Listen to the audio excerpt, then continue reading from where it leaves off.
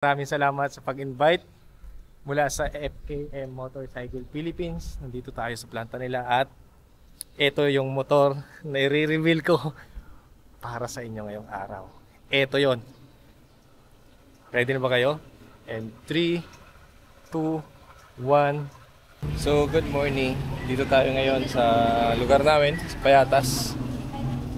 Bali nag-book ako ng joyride. Papunta tayo ng terminal ng First Luzon Transit dyan sa may Caloocan. Nag-book na ako ng joyride. Papunta tayo ngayon ng Pampanga dahil kukunin natin yung bagong motor na galing sa FKM. Shout out sa FKM Motorcycle Philippines. Minessage ko na rin para mag-confirm niya. Tawagan na rin natin. Hello boss. Hello po. Boss, ikaw yung nakaano ng booking? Sige. Dito ako sa may kanto sa may tapat ng barangay. Ayan. So, eto na si boss. First time natin. Tara. Kasi paglabas mo dito, IBP na to, iikot ka pa do traffic dun Ikaw na mag-drive. Ha? Ikaw na mag-drive. Yun. Tara, let's go.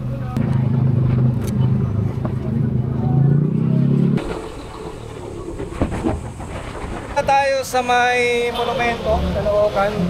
Siyempre maraming salamat kay Idol. Pangalan mo boss? Michael. Salamat kay Sir Michael na nahatid tayo ng safe at ligtas dito sa may terminal. Papunta na tayo ng San Simon, Pampanga. Let's go. Salamat sir, ingat. Ingat boss, ingat.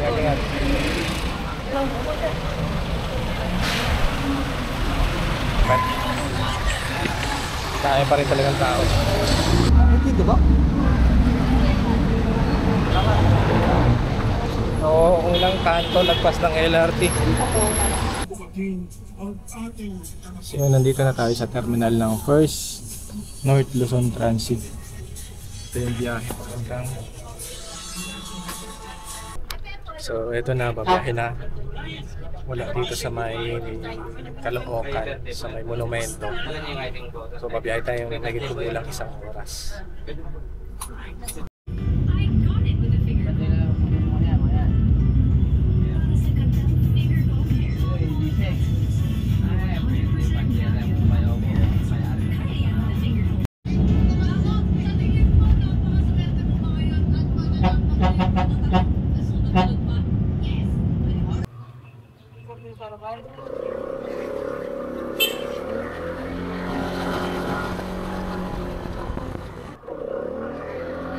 Papasok pa pala sir, ano?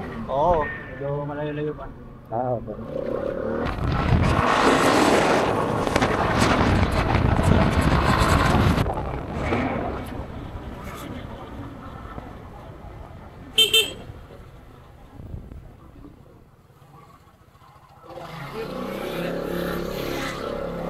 Wow! Laki ng wear.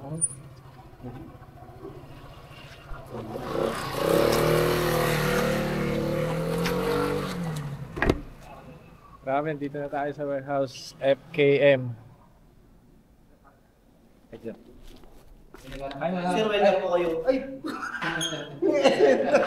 Huwag na Nagsabay pa tayo. Dapat nagsabay na tayo.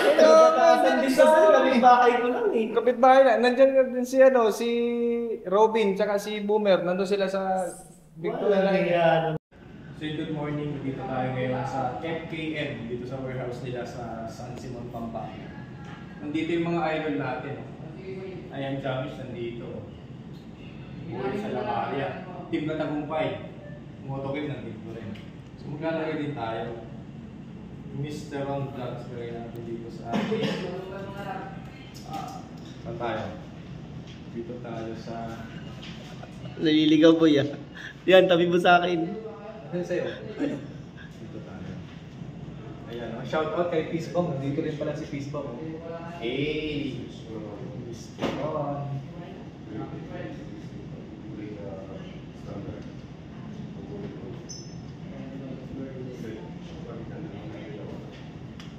Let's go. So yan, nandito na tayo sa FKM Motorcycle Philippines dito sa kanilang planta sa San Simon, Pampanga. So humigit kumulang lang 1 oras yung naging biyahe natin. Maraming salamat sa pag-invite mula sa FKM Motorcycle Philippines. Nandito tayo sa planta nila at ito yung motor na i-reveal ko para sa inyo ngayong araw. Ito yon. Ready na ba kayo? And 3, 2, 1, let's go. Ito yung motor. Maraming salamat FKM Motorcycle Philippines. Solid. Makikita nyo to nagamit natin dahil gagamitin natin to papunta ng Quezon Province, sa probinsya namin. Ayan, papakita natin kung gaano kaganda yung review ng motor na to. Grabe, napakabago. Siyempre may kasama tayo, shoutout din natin, Peace Bomb. Meron din siyang YouTube channel sa Facebook page. Nagkasabay kami, idol natin yan, nagkasabay kami. Meron din siyang motor, magkapatid. Sino kuya? Itong kuya. Kuya, tapos ito yung bunso. Napalupit oh. Yung kuya maangas na. Yung bunso oh, mas maangas pa. Tingnan mo naman. Yan. Ganda. Maraming salamat sa ito. So eto, i-check natin to, i-review natin. So sa mga mapapanood nyo sa ating video, ito yung gamit nating motor. Ngayon pa lang, grabe, para akong kinakain ng liwanag dito tayo. Yan, ngayon pa lang nagpapasalamat na ako sa FKM Motorcycle Philippines, sa mga boss na nagtiwala sa marketing, na nagtiwala kay Mr. Ron. Salamat po. Dahil eto, meron tayong bagong motor na gagamitin sa ating bawat biyahe. Meron tayong loop na gagawin. So sa loop na gagawin ko, ito rin yung gagamitin natin. Mapapanood nyo rin to. So napakaganda. Check nga natin yung panel din. Check nga natin.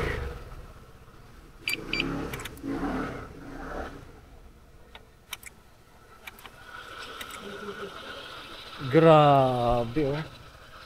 Grabe sa panel gauge pa lang. Solid eh. Oh, lupit. Yan. Kita natin. Hindi naman tayo ganun ka-veterano sa pagre-review ng mga unit ng mga motor, pero yan, ipapakita ko sa inyo kung ano yung mga specs na meron dito. Ito yung VADB Ultimate 150 ng FKM. Ito yung kulay na glossy red. Ganda.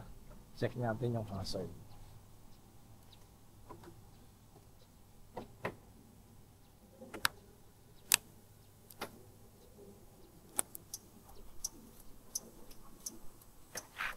Grabe, ang tapang tingnan ng hazard oh. Yan. So nandito rin kami at yun nga, nagkaroon ng agreement, tapos perma para may pass kami para mailabas namin yung motor mamaya. So ito na yung gagamitin natin dahil yun nga, nagbiyahe tayo kanina, nag-travel tayo mula sa bahay, nag-joyride tayo. Tapos sumakay tayo ng bus papuntang sa monumento papunta dito sa San Simon, Pampanga. So more than 1 hour lang din naman yung biyahe namin. Yun nga lang, saktong tanghali, sobrang init. Kaya nandito tayo ngayon at pakita ko sa inyo yun. So salamat na agad sa FKM Motorcycle Philippines. So update ko na lang ulit kayo mamaya sa ating review. Pakita ko na rin sa inyo yung ibang mga unit. Ayan. Ito yung ARY 500. Ito yung Pulsar 500. Na-review na natin to sa Facebook page, sa ating Facebook page. Na-review na natin to mga to. Tapos ito, 500 SC, 500 Racer. Marami sila. Ito yung Victorino. So ito yung katulad natin ng gagamitin natin. So napakarami nilang unit. Ayan. So dito talaga siya ginagawa. Kumbaga ito talaga yung planta ng mga motor na nilalabas sa bawat tindahan ng FKM. Dito talaga siya. So nandito yung factory.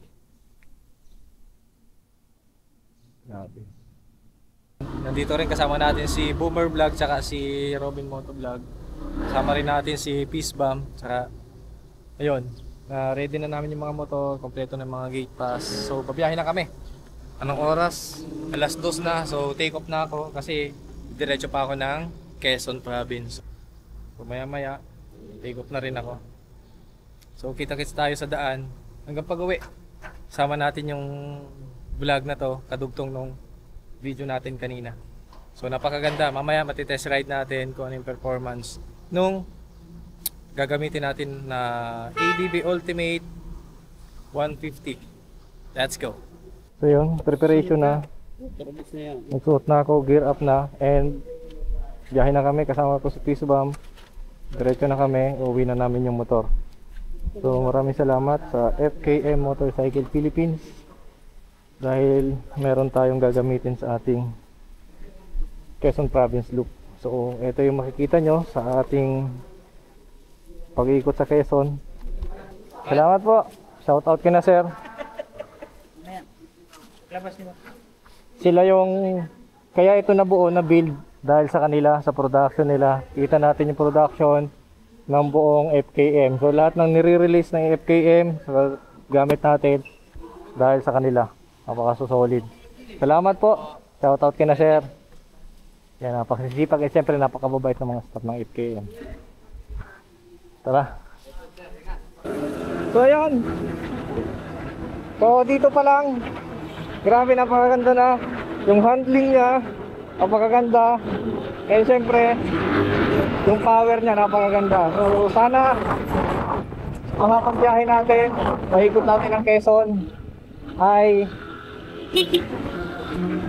maging goods pa rin talagang performance.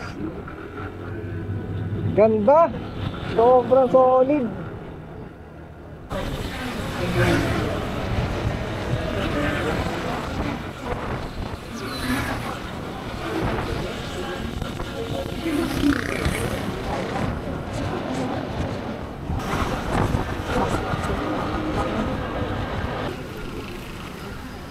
So yan, after 1 hour, ang oras ay 5:20 na ng hapon. Nandito na tayo sa may Mindanao Avenue.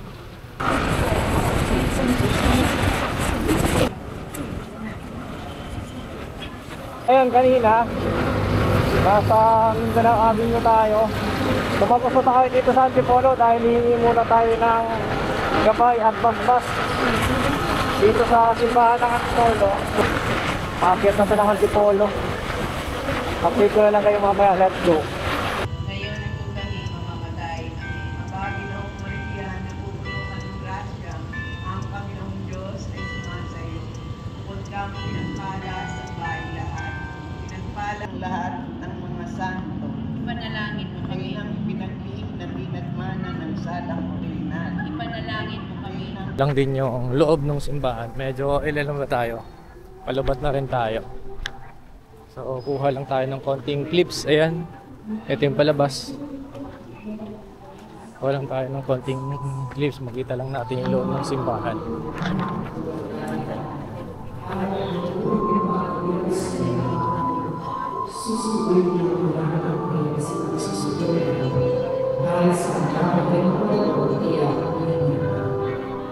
Sa kanilang panatabi ng Diyos, Pakalaki rin talaga ng simbahan. ligtas at tapat sa akin. Natiibig ako ng lahi na isa sa kalooban. Ang niligtas at ang bawat isa ay nararamdaman. Sila din.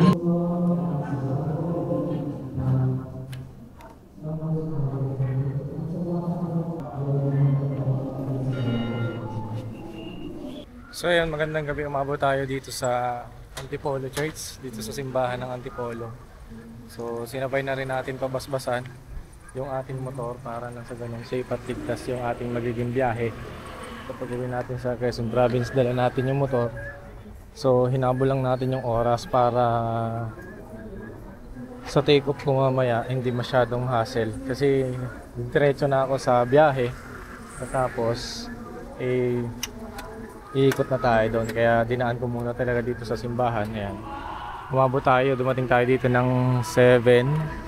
Umalis tayo sa Pampanga ng 2:30. 2:30 umalis tayo sa Pampanga, tapos dumating tayo dito ng 7. Medyo traffic kasi weekdays. Tapos rush hour pa, kaya umabot tayo ng 7 ng gabi. Pero yun nga, mas okay na rin na nakarating tayo para maging maayos din yung biyahe natin. Safe at ligtas. So ayun, hanggang dito na lang muna at medyo mahaba na ang aking video. Maraming salamat po sa inyo, sa lahat ng sumusuporta sa aking official YouTube channel, Mr. Ron Vlogs. Suportahan nyo rin po ang aking Facebook page, ayan, Mr. Ron Vlogs din po.